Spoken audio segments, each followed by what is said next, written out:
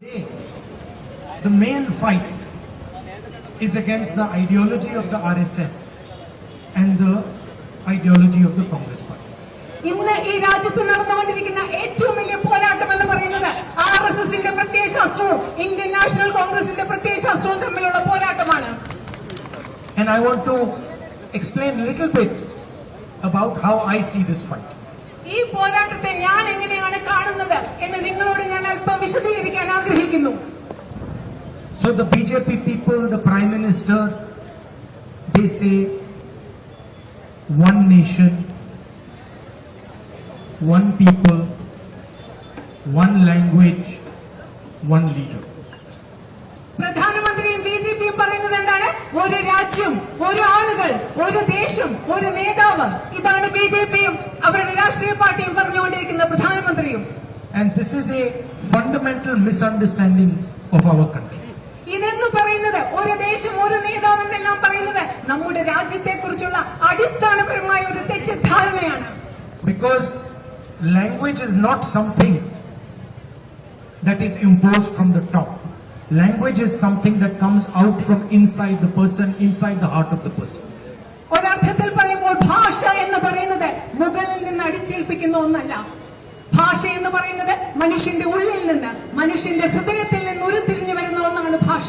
To tell a person from Kerala that your language is inferior to Hindi, for example, is a insult to the people of Kerala. ഉദാഹരണത്തിന് കേരളത്തിലെ ആളുകളോട് നമ്മൾ മലയാളികളോട് പറയുകയാണ് നിങ്ങളുടെ ഭാഷയായ മലയാളം ഹിന്ദിയേക്കാൾ താഴെയാണെന്ന് പറഞ്ഞാൽ അത് മലയാളത്തോടും മലയാളികളോടുമുള്ള അപമാനമാണ്. It is like saying what is coming out of your heart is inferior to what is coming out of the heart of a person in Uttar Pradesh. അതിങ്ങനെ പറയുന്നതിന് തുല്യമാണ്. മലയാളികളുടെ ഹൃദയത്തിൽ നിന്ന് വരുന്ന ഒരു കാര്യം, മലയാളികളുടെ ഹൃദയത്തിൽ വരുന്ന ഭാഷ, അത് ഉത്തർപ്രദേശിലുള്ള ഒരാളുടെ മനസ്സിൽ നിന്ന് വരുന്ന ഭാഷയെക്കാളും അതിനേക്കാളും താണതാണെന്ന് നിങ്ങളോട് പറയുന്നതിന് തുല്യമാണ്.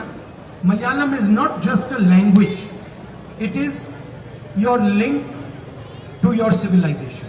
മലയാളം എന്ന് പറയുന്നത് കേവലം ഒരു ഭാഷ മാത്രമല്ല. മലയാളം എന്ന് പറയുന്നത് കേരളത്തിന്റെ സംസ്കാരത്തോടെ, കേരളത്തിന്റെ നാഗരികതയോടെ മലയാളികൾക്കുള്ള ബന്ധമാണ്. When a child is taught Malayalam, he is not just being taught how to speak. He is being taught the history of Kerala, the culture of Kerala, the affection, the respect of Kerala. That's what he is being taught. ഒരു കുഞ്ഞിനെ നമ്മൾ ഉദാഹരണത്തിന് മലയാളം പഠിപ്പിക്കുമ്പോൾ ആ കുഞ്ഞിനെ വെറും ഒരു ഭാഷ മാത്രമല്ല നമ്മൾ പഠിപ്പിക്കുന്നത്. കേരളത്തിന്റെ ചരിത്രമാണ് നമ്മൾ ആ കുഞ്ഞിനെ പഠിപ്പിക്കുന്നത്. കേരളത്തിന്റെ സംസ്കാരമാണ് നമ്മൾ ആ കുഞ്ഞിനെ പഠിപ്പിക്കുന്നത്. മറ്റുള്ളവരോട് കേരളത്തിലുള്ള ബഹുമാനവും സ്നേഹവുമാണ് മലയാള ഭാഷ പഠിപ്പിക്കുന്നതിലൂടെ നമ്മുടെ കുഞ്ഞുങ്ങളെ നമ്മൾ പഠിപ്പിക്കുന്നത്. So he is not just being taught how to speak. He is being taught how to listen. He is being taught how to believe. He is being taught how to respect. These are all things that come out of communication of the language. ഒരു കുഞ്ഞിനെ നമ്മൾ മലയാളം പഠിപ്പിക്കുമ്പോൾ ആ ഭാഷ സംസ്കരിക്കാൻ മാത്രമല്ല നമ്മൾ പഠിപ്പിക്കുന്നത്.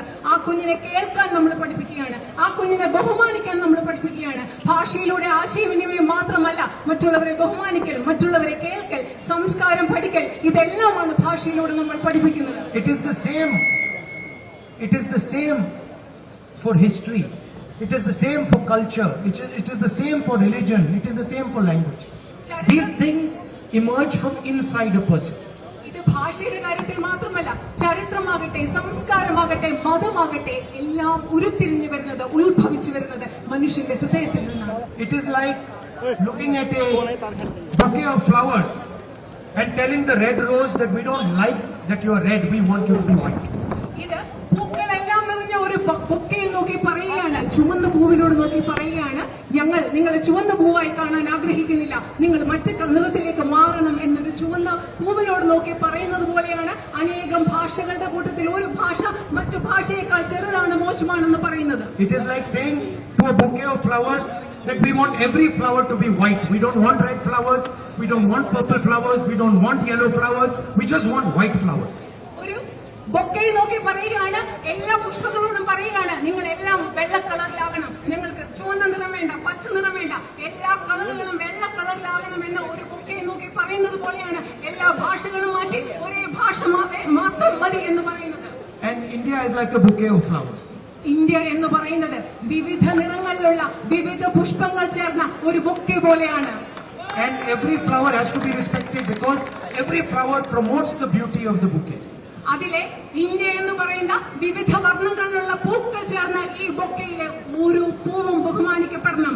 കാരണം ഇതിലെ വിവിധ നിറത്തിലുള്ള ഓരോ പൂവും ആ ബൊക്കയുടെ സൗന്ദര്യം കൂട്ടുന്നത് പോലെ ഈ രാജ്യത്തിന്റെ സൗന്ദര്യവും കൂട്ടുന്നു. And this idea that India should have only one leader is an insult to every single young Indian person.